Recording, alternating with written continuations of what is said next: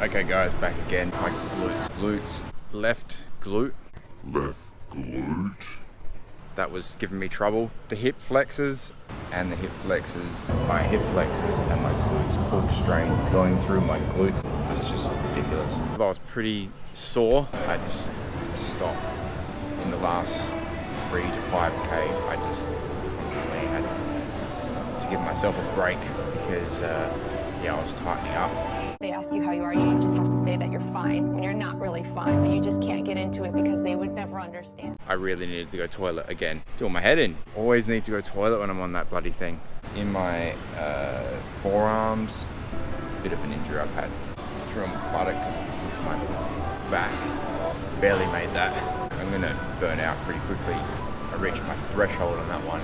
I took another day off. Right now, what's going through my mind is, I don't know how the hell I'm gonna be able to do this.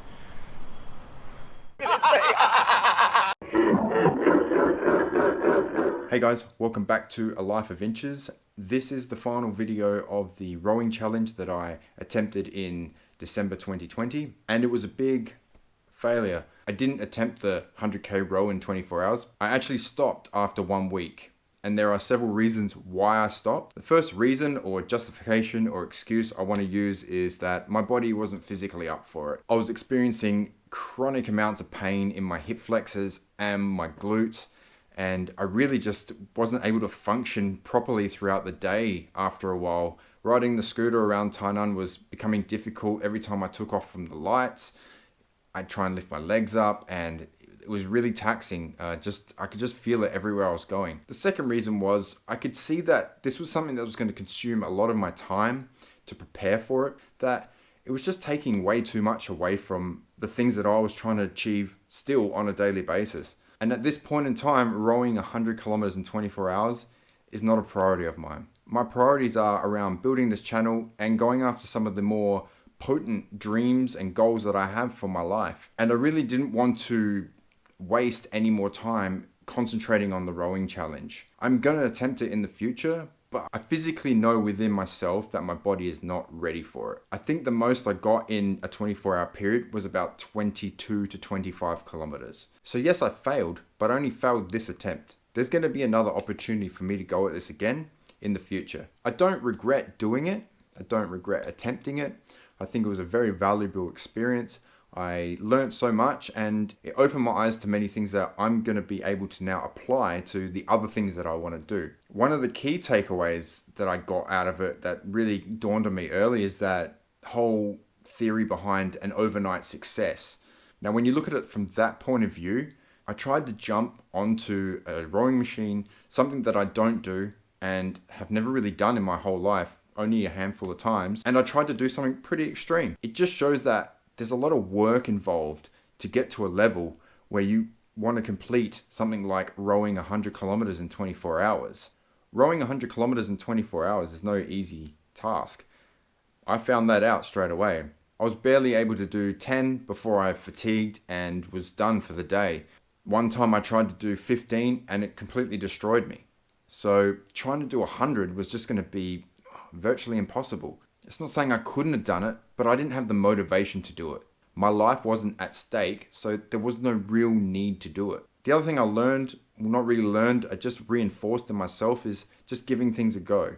Having a try, seeing how you go, and if you fail, so what? Just go again another time, or just realize that it's not for you. It's not the end of the world. I didn't disgrace myself by not completing it. I just learned more about myself and what my body is capable of, and that there is room for expansion on a physical level. That there's people out there like Glenn Azar who can do 100 kilometers in 24 hours and destroy their back, but I'm not able to do that right now. But it is possible. I can expand to that level of fitness, and I just need to take the time to do that, and then one day I'll be able to do that too. And the other thing I did gain was I got that connection with Glenn, and even he said to me the reason why he chose 100 was because he did 50 in one session, and he thought, well, what's a way to push myself? I'm going to do 100 in 24 hours. So if I'm going to apply that to me, well, the most I did in 24 hours was about 20 to 25k. So maybe 30 or 40k's in 24 hours is something that I could aim for and then build from there. And the other thing I learned through attempting it was that I like rowing, and if you don't try things, you don't know that you like them. and you might find something that you actually do like if you just give it a go. And going back to that point of it not being a priority of mine, it really showed me that by doing this channel, I need to start looking at goals and challenges that are aligned with the goals that I have for my life. This challenge didn't align with the goals that I have and the reasons why I created this channel. I also don't think they need to be a monthly thing. I don't need to be doing them every month. You know, this is December challenge, this is January challenge. I think just when something comes along that appeals to me and I feel like, yeah, I'm going to give that a go, then that's when I'll do it. But I'm not setting it like I have to find a challenge in January. I have to find a challenge in February. So I really need to be conscious about what kind of challenges and what kind of goals I'm setting and the things that I'm trying to do and document here.